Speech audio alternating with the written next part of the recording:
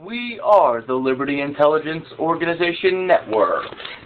And this is our daily report. I am your host, Ricky Phillips, and it is Wednesday, January 22nd, 2014. Now, I've got a bunch of news to go over here. Going to be covering a bunch of different topics, so let me get straight into it today.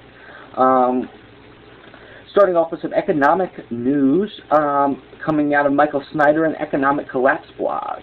The headline here is Top 1% has 65 times more wealth than the bottom half, and the global elite like it that way. So basically, 85 people on the planet Earth are as wealthy as 50% of the world's poorest combined. So let's do some math here. Let's assume there's about 7 billion people on planet Earth.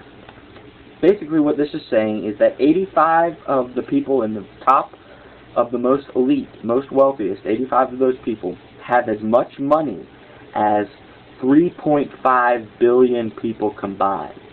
So 3.5 billion out of the poorest people, 85 people have as much money as all those people combined. And of course, how do they do this? How do they manage to do that? Well, the global elite are masters of hiding their wealth from taxation and by using international banks and offshore banks. They keep their money from not being taxed. They keep their money from, people knowing how much they got and all sorts of stuff. So that's how they're able to do it. So 1%, and in case you're wondering, that's about $110 trillion. So 85 people. 85 people, and you can be most assured that those 85 people are members of the elite criminal organization that threatens our individual liberties and is known as the New World Order. But basically, they hold about $110 trillion, which is as much as, again, about 3.5 billion people combined. Amazing, incredible, just astronomical. But at the end of January, and this is a little bit important because at the end of January, the global elite will meet in Davos, Switzerland, as they do every year at the beginning of the year, and that's where they discuss their financial plans for the coming year. And the topic of the Davos conference this year is, I think it's like a paper. They always pick like a topic, their main topics to focus on, and their topic this year, topic of 2014 Davos conference, is the reshaping of the world, consequences for society, politics, and business. Of course, in case you're wondering what the people at Davos want to reshape the world into, well, they want to reshape the world into the New World Order, by the way. And the founder of the World Economic Forum, they're the guys who host the Davos Forum, they basically say that it's time to hit the reset button on the global economy. Now, what does that mean? I don't know. I guess they're going to figure it out at the Davos conference, but doesn't sound too good for anybody, really, unless, of course, you're one of those 85 people that has about $110 trillion or has access to about $110 trillion. So that's about it for the economic news. Now, switching gears here into some gun news. Now, Missouri, the headline here is Missouri considers bill that nullifies federal gun control laws. Missouri State Senator Brian Nieves is sponsoring a bill to protect the Second Amendment rights in Missouri. The new bill proposes gun rights be protected from certain taxes, registration, prohibition on possession or ownership, and transfer of firearms. So it's basically, they're saying there should be no infringement upon your right to keep and bear arms. And of course, this is going on statewide in a bunch of different states. States are trying to counteract any federal measures against the Second Amendment. Really not much more I could say. Good job, Missouri. Let's keep people's right to defend themselves and not let anybody take that away from them. And that's basically what the Missouri State Senate is trying to do behind State Senator Brian Nieves. And I hope I'm pronouncing that right. I might be not pronouncing that right, but I'm trying my best. It's spelled N-I-E-V-E-S. Nieves. Nieves, maybe. I don't know. But I'm trying to pronounce it. Again, no hard feelings. If I pronounce it wrong, I apologize. Now on to some NSA news, and I got two articles covering that. The first headline here is Tennessee bill would shut down the NSA Spy Center. And of course, this is mirroring anti-NSA legislation being proposed in other states. The new law in Tennessee would ban NSA facilities from using state-owned water and utilities. And again, there's other states doing the same exact thing. The bill's been introduced by State Senator Stacey Cantfield, and the bill would basically hinder the NSA supercomputer from being able to cool itself, because they got these supercomputers running all the NSA Spy Grid, collecting the data, storing the data, organizing the data, and these computers need massive amounts of water to keep them cool. So they have to use the state water facilities, and basically, if laws like this start passing in states where they're saying NSA facilities have to use their own, utilities and water, that it would basically make the NSA facilities obsolete, because their supercomputers would burn up and they wouldn't work. For those who don't remember, when the Obamacare website first went active, NSA supercomputers at the Utah data center caught on fire because they were trying to collect so much data so fast and they couldn't keep it cool. Just shows you what they were able to do once they got healthcare.gov, how much information they were able to take in during the first couple of days of healthcare.gov going active. You may have not been able to get into the website, but they were still monitoring, collecting your data. Or who the funk it?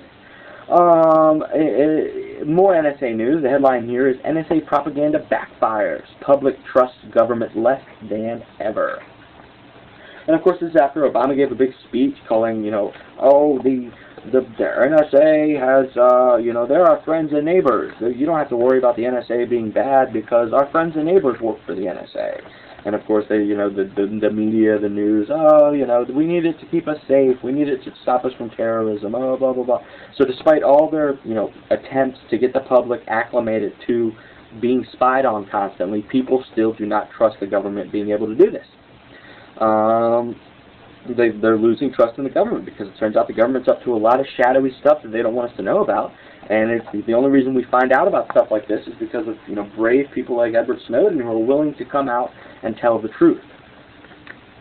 Again, simply crazy, but they're watching my video right now. What I'm saying right now, even some of the videos, sometimes I do takes, and I might screw up or I might bite my tongue. Again, I bit my lip the other day, and it's got a welt in it. It's bothering me, but again, sometimes I do takes. They have all those takes I do. I may not finish them and upload them, but the NSA's got those. They've got everything I do. Because that little camera that I'm looking at right now is always recording, and the microphone's always listening all the time. And again, they can turn it on when, even if you got your phone off, or even if you're not using your phone. Again, when I'm not working, or when I'm not out, my phone just sits in my room, and I miss a lot of calls, because I honestly just, when I'm at home, I just want to relax, and I tend to not worry about my phone. So sometimes if I'm taking a nap, I'll wake up and it'll be because my phone flashes and lights up, and I'll be like, what? And it's not like anybody's calling me. It's just my phone's just lighting and flashing up for no reason. Of course, that's the NSA, re-triggering, I guess, the connections to get my phone to record and listen. Is they're re-energizing that thing, and I guess if I wanted to do a real study, it usually happens about the same time every day, and I guess that's just when they. Verizon is the company I use for my phone. That's when they send out the NSA data link, I guess, and it causes my phone to energize. But that's about it for the NSA news for today. Let me switch gears here into some false flag World War news. These are the main topics for today's daily report, and the first bit is going to be covering crisis in the Ukraine. You said support for destabilization of Russia. And this one actually comes out of Wayne Madsen. Now, Wayne Madsen, for those of you who don't know, he was an NSA whistleblower back in the 90s who told people all about the stuff going on, but nobody listened to him. So he's basically the first Edward Snowden, except he was talking about it in an age when people weren't listening. Nowadays, people are actually listening. So he knows about all this stuff, and he wrote this big article about how, terrorism and how I don't know what the term for these groups is. Sort of, well, they're basically social engineering groups in the West are funding protests in non-New World Order countries in order to destabilize those countries so that the New World Order can get in politicians and rulers that are loyal to them.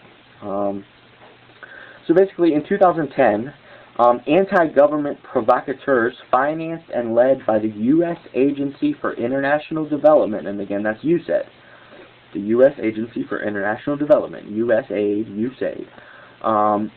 in addition to the National Endowment for Democracy, whose acronym is NED, and George Soros Open Society. They began the Blue Bucket protests, targeted towards Russian government vehicles marked with blue bucket-shaped siren lights. Now again, when a Russian VIP is driving around, they have these little blue lights on top of their car. Well, these anti-government protesters, being sponsored by New World Order organizations, started doing themed street protests. They were called the Blue Bucket protests and stuff. And basically, these themed street protests have been used to generate media hype, which destabilizes governments. And it's a tactic that's been employed by George Soros when he trains activists, and it's also used a lot of times by the CIA for political operations. And again, it's a themed street protest, so it's like the Blue Bucket theme, or you know, a theme to the street protest. You're not just out there with a sign, you know, talking and informing people. You're out there with some sort of themed agenda. You know, we're all going to wear red shirts. We're all going to, you know, do this. We're all going to do that. It's a theme. And of course, well, why is that a big deal? Well, when you do a theme thing, it generates more media hype. The media, the news focuses on it more. And of course, when the news focuses on it more people hear about it, more government. If a government's doing something, they get more heat for it. The more people that know about it. So basically, in the Ukraine, it turns out this George Soros group is funding another, you know, the protests in the Ukraine right now. And crowd demonstrations as non-violent overthrows was scholarly developed by Gene Sharp of the Albert Einstein Institution at Harvard, whose work was adopted by the CIA and funded by the Rand Corporation, Ford Foundation, and the National Endowment for Democracy. So again, basically, that's just a little bit of history. This guy developed this idea of using nonviolent themed protests as a means of overthrowing government leaders. So again, by about 2012, this Blue Bucket thing went on from 2010 to about 2012. By 2012, the Russian government became aware that the USAID was involved in these Blue Bucket demonstrations and ordered, you know, USAID to get out of our country. You're not allowed to fund these Blue Bucket protesters anymore. But again, now we learn that these same groups that funded the Blue Bucket protests in Russia are funding the organized protests in the Ukraine, which have turned violent in recent days here. Basically, we're learning that, of course, the main thing, the most important part of this article right here, apart from all the history involved with it, is that you understand that New World Order organizations and fundraisers and stuff like that, like the U.S. Agency for International Development, like the National Endowment for Democracy, like George Soros Open Society, or Open Society Institute, sorry. These New World Order groups, these organizations, are funding, you know, protests all around the world as a means of destabilizing countries that they don't fully control yet, like the Ukraine. Now, switching gears here a little bit, still sticking with false flag World War news. State Department, this is again headline, State Department silent on VIP treatment for Muslim Brotherhood. And again, this goes back a couple of days ago when we found out that there was an order from the State Department that said that Muslim Brotherhood members don't screen them. When they go through the TSA, if they're flying on airplanes, do not screen them. Don't pat them down. Don't do any of that, of the normal screening. Just, you know, usher them through. And of course, they're being silent on that. The State Department unleashed memos which ordered DHS and TSA to give VIP no screening treatment for members of a known terror group, the Muslim Brotherhood. Basically, they're silent when asked, you know, why'd you do that? They're not saying a word. The State Department refuses to comment. And of course, earlier this month, retired U.S. Air Force General Tom McInerney claimed that 10 to 15 Muslim Brotherhood sympathizers work in the State Department.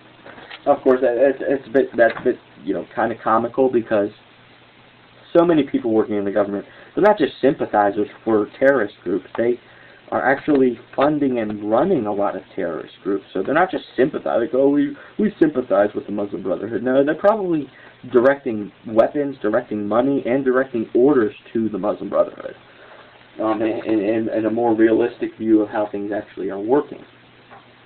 So there you go. And of course that's important because it shows that they could easily do a false flag attack just by ordering their people not to stop known terrorists. Like, oh, just let them through. We know that they're part of a terrorist group, but just let them through. And then they go ahead and do something bad, and then the government can claim, oh, terrorist attack. Oh, we need martial law. We need this. We need that. We need whatever. But of course it shows how they can get away with performing staged false flags. Just give a simple order.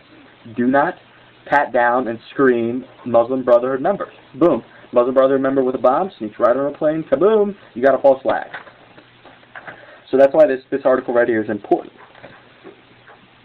Now, final bit of article goes back to a false flag that happened last year, and that was the that was the LAX shooting of a TSA officer. Now, what we're learning now is that the LAPD cops stood down minutes before the TSA shooting. And here's a little bit from the article. Cops stationed in area of LAX shooting left for breaks without informing their dispatch just minutes before the fatal shooting began. Now, of course, this is how you do a false flag. You don't have to tell everybody in the police department about it. You just got to make sure the guys at the area know what's going on so that, you know, their simple order was don't be there when we send our guy in to shoot. Make sure you're on your break or whatever. And, of course, these guys didn't want dispatch to know that they were on breaks because it was unscheduled. So they just went without telling anybody. So because the police did not follow proper procedures, the shooter in the LAX shooting had time to initiate the attack because there were no cops there. The cops should have been there, but because they went on these unscheduled breaks just at the right time, just as the shooter's about to come, they leave for their breaks without telling anybody that they're going, and then the shooter shows up and there's no cops around and he starts shooting. Again, that's false flag written all over it. That's just false flag. You know it's a false flag when stuff like that goes on.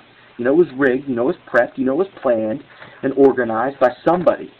Now, am I saying that all the LAPD cops knew about it? No, I'm not saying all the LAPD cops knew about it. I'm not even saying that these cops that went on their breaks knew about it. There was a chance that these cops were told to go on their breaks without telling anybody at that time. So that one guy that told them to do that, he knew about it. But these cops may have not known about it, but then again, they might have known about it as well. Tough to say. But when stuff like that goes on, just like with the Boston bombing, we learn that they're doing the same exact training drill at the same exact time, that the same exact event happens, false flag written all over it. All over it. It's plain as day. This was a staged event.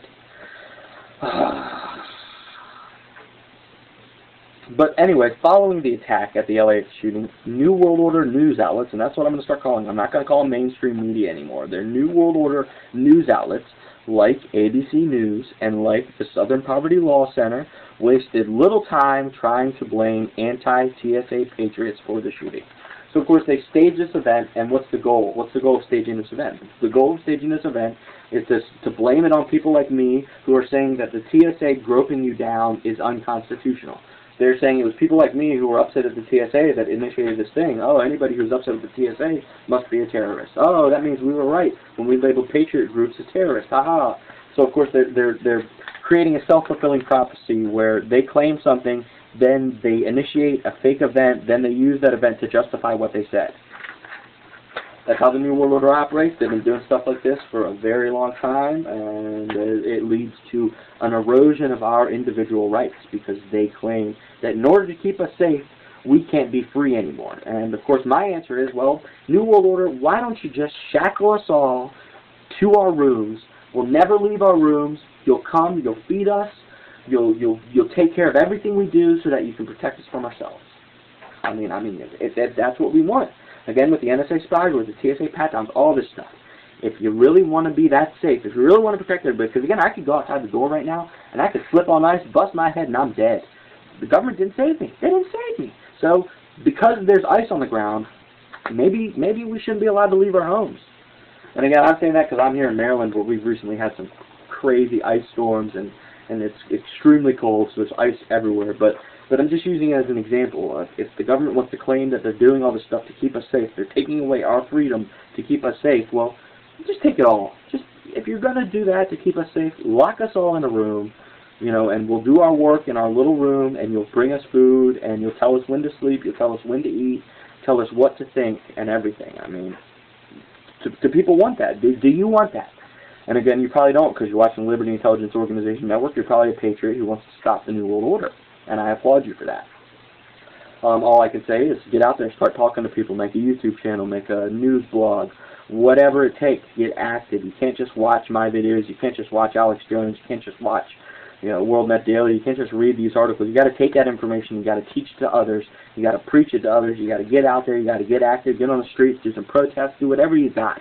You know, film police doing corrupt activity. You know, try to, you know, call your congressman, call your state senators, call you know, the governor's office. Do whatever it takes. Just start letting people know that you're not upset. And I mean, like I say, if everybody in the world who's against the New World Order just made a YouTube video and said, I am against the New World Order, just make a YouTube video, make a channel, make a video, a 5-second video of you saying, I am against the New World Order. And the New World Order will realize that there's a lot of people that don't like them. But again, because most people are too scared to make a voice their opinions or whatever, that doesn't happen. And again, trust me, the Patriot movement, we're not only gaining credibility, we are the majority. But most people who would be part of the Patriot movement are a little bit scared to go public because of all the Spy Grid stuff, because of all the martial law stuff. For whatever reason, they're scared to come out and be like, hey, I'm against the New World Order.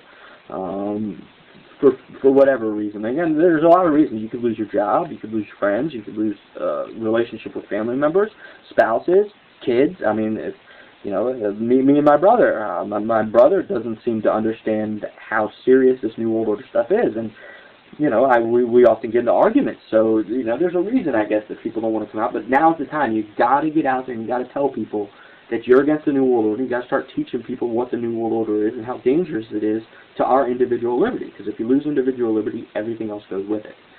Money, freedom, prosperity, happiness is all going to go away. Well, I guess not happiness. You can be happy when you're chained to a wall, I guess, if you can find that happy place in your mind. But attaining some sort of physical happiness through whatever venue you choose to attain your happiness through, the New World Order destroying your liberties could prevent you from reaching such things. And regardless, I mean, they're creating a world of utter slave where they'll be the masters and everyone else will be the slaves. So if you're against slavery, you should be against the New World Order.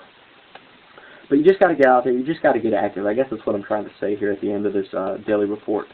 But that is all the news I have to go over for today. I was your host, Ricky Phillips. This was the Liberty Intelligence Organization Network Daily Report. And as always, I want to remind everybody, stay safe, stay strong, stay free, and most importantly, stay informed.